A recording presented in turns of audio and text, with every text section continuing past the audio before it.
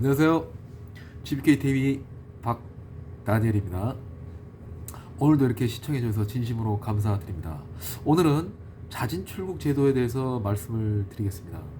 말 그대로 자진 출국 기간이에요. 불법 체류자분들이 어떤 과도한 벌금이나 또는 입국 시 불이익을 걱정을 해서 아예 출국을 생각하지 않는 경우가 많습니다. 그래서 그런 불법 체류자에게 기회를 주고자 정부에서 시행하는 제도입니다. 이번에 2022년 11월 7일부터 해서 23년 2월 28일까지 약 4개월간의 기회를 부여했습니다. 그래서 여러분들이 내년 2월까지 준비를 잘 하셔서 이 기회에 자진 출국을 하시면 정말 좋을 것 같습니다.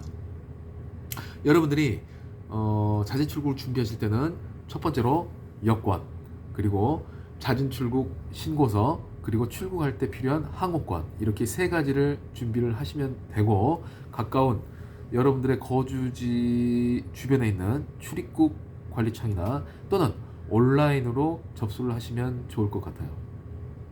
여기서 정말 주의해야 될 것이 있습니다.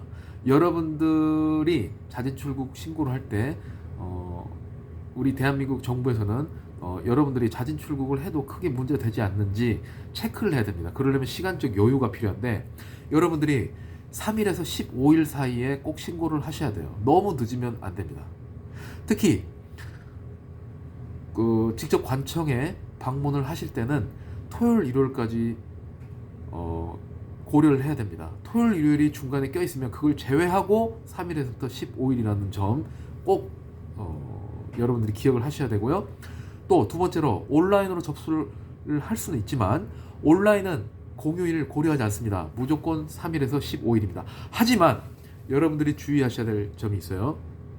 온라인 같은 경우에 여러분들이 인천공항이나 부산공항, 이런 큰 어떤 공항에서 출국하시면 상관이 없어요. 하지만 아주 조그마한 공항이나 항구에서 출발할 경우에는 거기에선 자진 출국을 할 때 어떤 그걸 심사할 수 있는 서류를 접수를 받을 수 있는 그런 기관이 존재하지 않을 수가 있습니다. 그래서 아예 자진 출국을 할 수가 없어요. 그래서 온라인으로 신청할 때 본인이 출발할 수 있는 공항, 항구가 그런 곳이 해당이 될 수도 있고 해당되지 않을 수도 있어요. 그렇기 때문에 정말 주의하셔야 됩니다.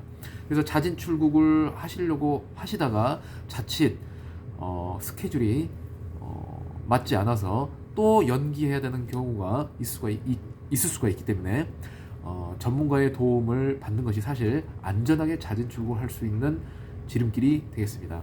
그래서 오늘 자진 출국에 대해서 알아보셨는데 혹시 궁금하신 사항 있으시면 댓글 부탁드리겠습니다.